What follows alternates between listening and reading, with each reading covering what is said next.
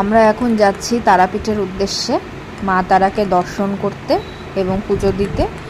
আর একটা উদ্দেশ্য অবশ্য আছে যে কারণে যাওয়া, সেটা হলো প্রতীকের যে বড় মামা রয়েছে সাধক চণ্ডীদাস চ্যাটার্জি, তো ওনার মৃত্যুবার্ষিকী আছে 12ই জুন।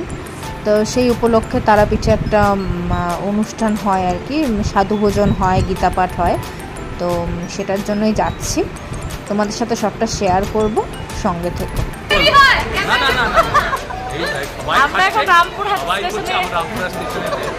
প্রায় 11:30 পৌঁছলাম। আমরা এখন তারাপীঠে গাড়ি ধরবো। আমরা 1 নম্বর প্ল্যাটফর্মে ঢুকেছি, কোনো দেরি হয়নি ভাই, আমরা টাইম মতোই।